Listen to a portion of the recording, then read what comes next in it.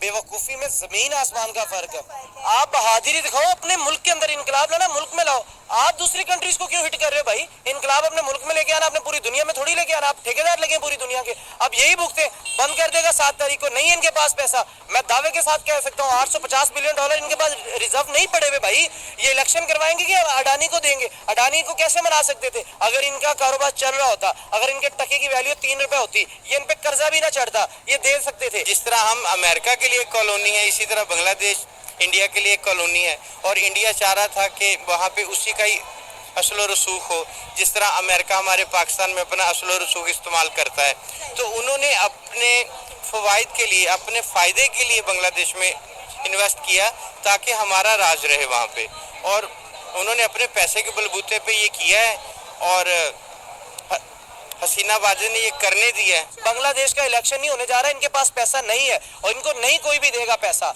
ये अगर अमेरिका के गुलाम बनेंगे, उनको फिर पैसा वहां से मिलेगा। और अमेरिका भी इतना पागल नहीं है कि अपने इतने बड़े स्टेक होल्डर को, इंडिया को छोड़ के, अपने दोस्त को छोड़ के बांग्लादेश की तरफ आएगा। अब इनके पास जो 14 बेड़ी जहाज बचे हैं जिसपे ये तिजारत करते हैं ना, ये अडानी अब उसको लेगा। ये आप देखते जाए आगे होता क्या है। बांग्लादेश में अभी पिछले दिनों जो हंगामाराई हुई है, उसमें सारा हाथ तो इंडिया का था। इंडिया इसके पीछे है, शेख हसीना को भी सारा सपोर्ट करने वाला वही था, इंडिया ही। फिर उसकी जो गवर्नमेंट है, वो स्टूडेंट ने जो है ना वो गिराई। इस मामले में सारा हाथ इंडिया पे ही जाता है। दूसरे मुल्क जो है ना, उनको ये नहीं, इंडिया को यही लगता है नेपाल और बांग्लादेश ये ऊपर ना जाएं। पाकिस्तान के साथ भी उसका यही मामला आता है। इनके 80% जो शेयर है वो इंडिया से आए हुए हैं, बांग्लादेश के। पावर सेक्टर अडानी ग्रुप का है। ये आप इस चीज को कितने आप गौर से समझें कि अडानी ग्रुप एक ग्रुप है, उसके 70% जो है वो बिजली दे रहा है बांग्लादेश को, इंडियन नहीं दे रहे।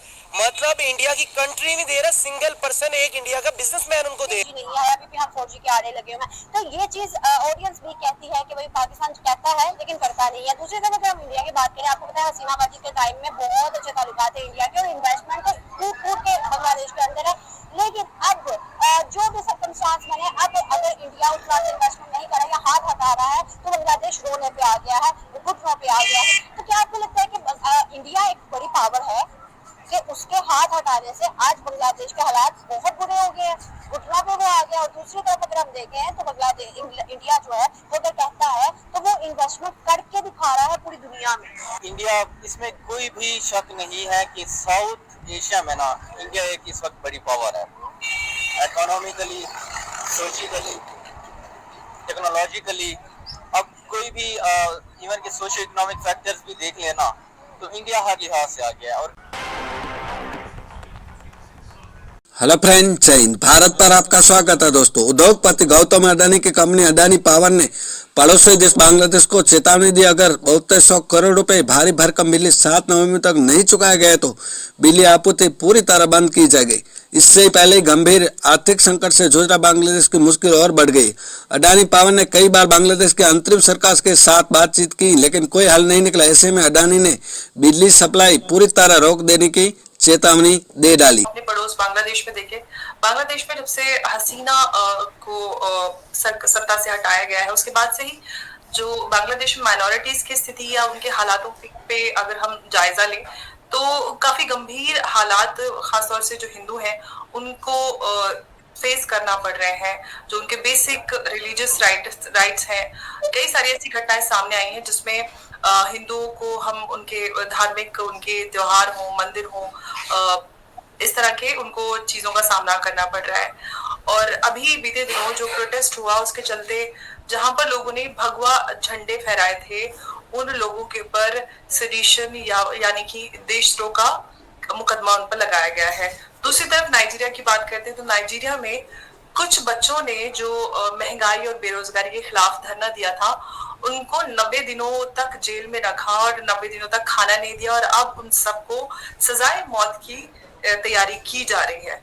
ये जो दोनों ही वाकये हैं, ये इस तरह के इलाकों में जहां पर मुसलमान पॉपुलेशन ज्यादा है। आप इन दोनों ही इंसिडेंट को किस तरह से देखते हैं?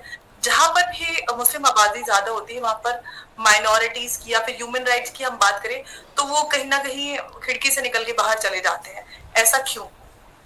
ये बिल्कुल आप सही कह रही हैं जी। ये रिलीजियस फैनेटिसिज्म, एक्सट्रीमिज्म टेररिज्म, ये सारा जो है ये आपको बहुत ही एक प्रोमिनेंट शक्ल में आपको मुस्लिम कंट्रीज में मिलेगा, चाहे वो बांग्लादेश हो, चाहे वो नाइजीरिया हो, चाहे वो ईरान हो, चाहे वो पाकिस्तान हो, चाहे अफगानिस्तान हो, चाहे वो तुर्की हो, इराक हो।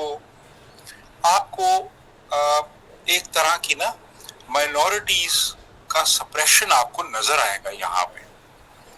और ये जो चीज है ये आप देखें, ये एक मुस्लिम वर्ल्ड में ये चीज बहुत अपनी जड़ पकड़ चुकी है इस वक्त। तो ये दोनों वाकयात को के आपस में इनका कोई ताल्लुक उस तरह से नहीं है। नाइजीरिया अफ्रीका का एक मुल्क है, बांग्लादेश एशिया में है, लेकिन माइंडसेट जो है वही है। और अब आप देखिए कि महज सैफरॉन कलर्स लहराने पे उन पे मुकदमा दर्ज कर लिया गया है सेडिशन का, और सेडिशन जो है उसकी सजा उम्र कैद भी हो सकती है। यानी अगस्त से लेके अब तक, पिछले अगस्त से जब हसीना वाजिद की गवर्नमेंट का आउस्टर हुआ, उस वक्त से लेके अब तक माइनॉरिटीज जो है, खास तौर पे जो हिंदू कम्युनिटी है, वो ये कहते हैं जी कि 2000 हमले हो चुके हैं इस दौरान, यानी 4 अगस्त से लेके अब तक हिंदुओं के ऊपर बांग्लादेश में।